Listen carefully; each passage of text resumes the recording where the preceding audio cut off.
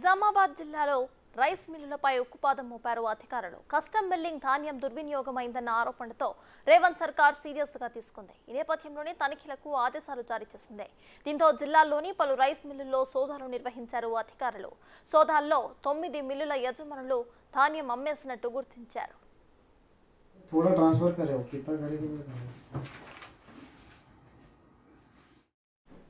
నిజామాబాద్ జిల్లా వ్యాప్తంగా మొత్తం 52 కోట్ల విలువైన 2.44 లక్షల క్వింటాన్ల ధాన్యం పక్కదారి పట్టినట్టు గుర్తించారు అధికారులు.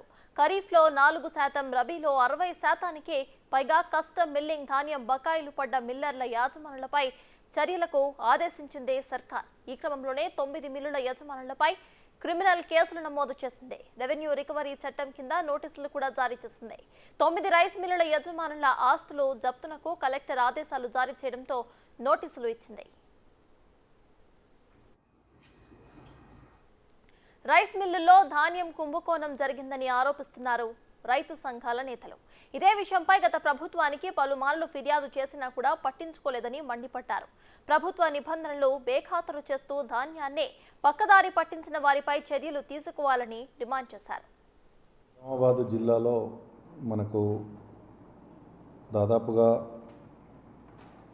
రబీలో 242 మిల్లులు, ఖరీఫ్లో 280 మిల్లులు ప్రభుత్వం కొన్న ధాన్యాన్ని వారికి బియ్యంగా మార్చి ఇచ్చేటందుకు ఇవ్వటం జరిగింది. దానిలో మనము ఖరీఫ్లో దాదాపుగా 96% మనకు వాళ్ళు బియ్యం ఇవ్వటం జరిగింది. ఓన్లీ 4% కింద ఒక 12 మిల్స్ ఇంకా మనకు డ్యూ ఉన్నాయి.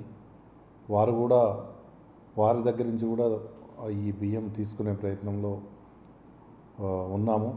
ఒకవేళ వాళ్ళు ఈ విషయంపై మరిన్ని డీటెయిల్స్ మా ప్రతినిధి రాజేష్ అందిస్తారు. నిజామాబాద్ జిల్లాలో ప్రభుత్వానికి అందించాల్సిన లక్షల ధాన్యాన్ని ఏదైతే ఉందో ధాన్యానికి సంబంధించిన డబ్బులు కానీ ధాన్యాన్ని కానీ ఇప్పటివరకు రైస్ మిల్లులు కేటాయించలేదు. పెద్ద ఎత్తున మోసం జరిగిందని చెప్పి అధికారులు గుర్తించారు. ఈ నేపథ్యంలోనే ఇప్పటికే నిజామాబాద్ జిల్లా ఉమ్మడి నిజామాబాద్ జిల్లాకు సంబంధించి ఏదైతే 9 రైస్ మిల్లులకు సంబంధించి CMR ఇవ్వలేదంటూ అధికారులు సీరియస్గా ఉన్నారు. ఈ నేపథ్యంలోనే మిల్లులకు సంబంధించి 9 రైస్ మిల్లులకు సంబంధించి అధికారులు చర్యలు తీసుకున్నారు. ఇప్పటికే 2021-22 యాసంగికి సంబంధించి 2021-22 వానాకాలం, 2022-23 పంటకాలం సంబంధించిన వరి ధాన్యాన్ని సంబంధించి CMR ఇవ్వలేదని చెప్పి ఇప్పటివరకే రైస్ మిల్లులపై కొరడా జుల్పించారు. ఈ నేపథ్యంలో ఇప్పటికే ఏదైతే నిజామాబాద్ జిల్లాకు సంబంధించి కస్టమ్స్ మిల్లింగ్ సంబంధించిన ధాన్యం దుర్వినియోగం కావడంపై ప్రభుత్వం సీరియస్గా ఉందని చెప్పుకోవచ్చు. 9 మిల్లుల యజమానులపై ధాన్యం అమ్మేసినట్లుగా తనిఖీలో గుర్తించిన అధికారులు ఇప్పటికే 52 కోట్లకు విలువైన 2,44,000 క్వింటాళ్ల ధాన్యం పక్కదారి పట్టిందని ఇప్పటివరకు అధికారులు గుర్తించారు. ఈ నేపథ్యంలోనే 9 రైస్ మిల్లులకు సంబంధించి యజమానులపై క్రిమినల్ కేసులు నమోదు చేశారు. ఈ రెవెన్యూ రికార్డుకు సంబంధించిన చట్టం ప్రకారం ఇప్పటివరకే వారికి సంబంధించిన ఆస్తులన్నీ కూడా జప్తు చేయాలని కూడా అధికారులు ఆదేశించారు. అక్కడ సంబంధించిన MRO ఆర్డీఓలకి ఇప్పటివరకే జిల్లా కలెక్టర్ సంబంధించిన ఆదేశాలు రావడం జరిగింది. 9 రైస్ మిల్లులకు సంబంధించి యజమానుల ఆస్తులు జప్తు చేయాలని చెప్పి ఇప్పటివరకే ఆదేశాలు జారీ చేసిన నేపథ్యంలో ఖరీఫ్లో 4%, రబీలో 60%కి పైగా కస్టమ్స్ మిల్లుకి సంబంధించిన ధాన్యం బకాయిలు పెండింగ్లో ఉన్నట్లు తెలుస్తుంది. నేటితో ఈ గడువు ముగియడంతో వీళ్ళంతా కూడా రైస్ మిల్లుల యజమానులు ఎవరైతే ఉన్నారో వీళ్ళంతా పరారులో ఉన్నారు.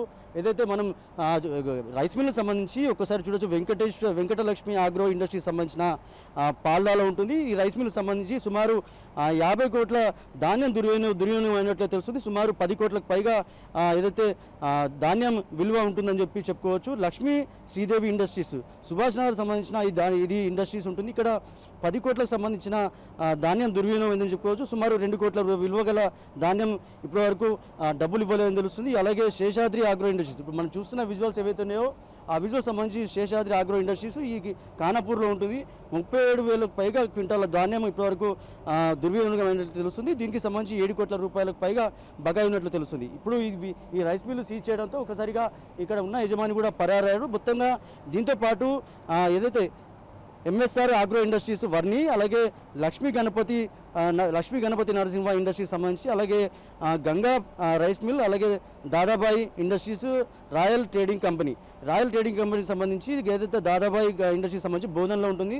ఇటీవల అక్కడ అధికారులు రైడ్ చేయడం జరిగింది. రైడ్ చేసిన తర్వాత అక్కడ నుంచి సంబంధించిన ధాన్యాన్ని కేసులు నమోదు చేశారు, క్రిమినల్ కేసులు నమోదు చేశారు. అక్కడ నుంచి తర్వాత ఎవరైతే రైస్ మిల్ యజమానులు ఉన్నారో వాళ్ళంతా కూడా పరారైన.